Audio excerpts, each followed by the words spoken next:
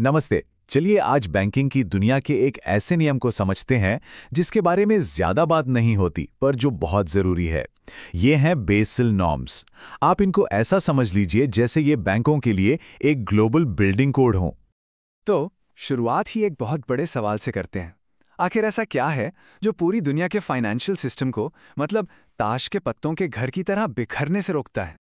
तो सवाल ये उठता है कि हमें इन ग्लोबल नियमों की आखिर जरूरत ही क्यों है। जवाब देखा जाए तो काफी सीधा है, क्योंकि आज की दुनिया में फाइनेंस एक दूसरे से पूरी तरह जुड़ चुका है। देखिए, इसको ऐसे समझते हैं। दुनिया के जो बड़े बड़े बैंक हैं ना, वो आपस में करोड़ों अरबों का लेन देन करते रहते हैं। अब सोचिए, अगर उनमें से कोई एक बड़ा बैंक डूब जाए तो क्या होगा। वो अपने साथ कई और बैंकों को भी डुबो सकता है, बिल्कुल एक डोमिनो इफेक्ट की तरह। इसी चीज को कहते हैं सिस्टमिक रिस्क। तो फिर इन नियमों को बनाता कौन है? ये हैं वो architects, Basel Committee on Banking Supervision, या शॉर्ट में BCBS। ये दुनिया भर के सेंट्रल बैंकर्स और सुपरवाइजर्स की एक टीम है जो मिलकर ये ग्लोबल स्टैंडर्ड्स तय करती है। और इसका नाम बेसल क्यों पड़ा? क्योंकि ये स्विट्जरलैंड के बेसल शहर में मिलते हैं। तो चलिए कहानी में थोड़ा पीछे चलते हैं, देखते हैं कि ये पहला सेफ्टी नेट यानी बेसल 1 कैसे और क्यों बनाया गया था। ये बात है साल 1988 की। इससे पहले तक बैंकों के लिए कोई एक जैसा ग्लोबल नियम था ही नहीं। फिर आया पहला बेसल अकॉर्ड, जिसने दुनिया भर के बैंकों के लिए पहली बार एक कॉमन फ्रेमवर्क तैयार किया। तो बेसल आइडिया का आइडिया क्या था? देखिए, बहुत ही सिंपल। इसका सारा ध्यान सिर्फ एक ही चीज पर था, क्रेडिट रिस्क। मतलब इस बात का खतरा कि कोई अपना लोन चुकाएगा या नहीं। तो इसके लिए एक नियम बनाया गया, कैपिटल एडिक्वेसी रेशियो, शॉर्ट में CAR, और इसको फिक्स कर दिया गया 8% पर। इसका मतलब यह हुआ कि अगर कोई बैंक 100 रुपए का रिस्की लोन दे रहा है तो उससे अपने पास कम से कम 8 रुपए का एक इमरजेंसी फंड रखना ही पड़ेगा। लेकिन जैसे जैसे दुनिया और कॉम्प्लेक्स हुई, ये साफ हो गया कि नियम भी थोड़े और स्मार्ट होने चाहिए। यहीं से शुरुआत हुई बेसल आई की। तो अब कहानी 16 साल आगे आ जाती है, साल 2004 में। इस साल बेसल 2 को लाया गया। इसका मकसद था नियमों को और ज्यादा स्मार्ट और रिस्क के प्रति ज्यादा सेंसिटिव बनाना। तो बेसल 2 में क्या अपग्रेड हुआ? पहली बात, इसमें सिर्फ लोन डिफॉल्ट के रिस्क को नहीं, बल्कि 2 और बड़े रिस्क को शामिल किया गया। एक था मार्केट रिस्क, यानी स्टॉक मार्केट के उतार चढ़ाव से होने वाला नुकसान, और दूसरा था ऑपरेशनल रिस्क, यानी बैंक के अंदरूनी सिस्टम फेल होने या धोखाधड़ी से होने वाला नुकसान। इसके अलावा बेहतर निगरानी के लिए 3 पिलर्स का सिस्टम बनाया गया और बैंकों को भी थोड़ी फ्लेक्सिबिलिटी दी गई कि वो अपने रिस्क का अंदाजा खुद लगा सकें।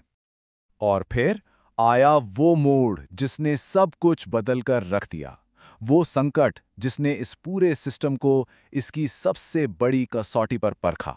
जी हां, हम बात कर रहे हैं 2008 के फाइनेंशियल क्राइसिस की। 2008 के ग्लोबल फाइनेंशियल क्राइसिस ने एक बहुत कड़वी सच्चाई सामने ला दी कि ये जो नए और बेहतर नियम थे ना, ये भी काफी नहीं थे। सिस्टम में अब भी बहुत बड़ी बड़ी कमजोरियां थीं।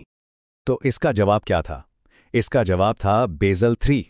साल 2010 में 2008 के संकट से सबक लेते हुए इन सुधारों पर सहमति बनी। ये एक ऐसा सबक था जो दुनिया के फाइनेंशियल रेगुलेटर्स ने बहुत मुश्किल से सीखा था। तो बेसल 3 ने बदला क्या? असल में इसने सब कुछ बदल दिया। पहली बात, अब जोर सिर्फ कैपिटल की मात्रा पर नहीं था, बल्कि उसकी गुणवत्ता पर भी था। मतलब ऐसा पैसा जो सच में नुकसान झेल पाए, ना कि सिर्फ कागजों पर अच्छा दिखे। दूसरी बड़ी चीज, लिक्विडिटी का नियम जोड़ा गया, यानी बैंकों के पास हर वक्त इतना कैश होना चाहिए कि वो अचानक पैसे निकालने वालों की भीड़ को संभाल सकें। 2008 में यही तो सबसे बड़ी दिक्कत थी।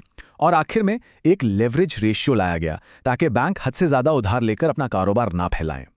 तो अब सबसे जरूरी सवाल पर आते हैं, ये सारे नियम आखिर मायने क्यों रखते हैं?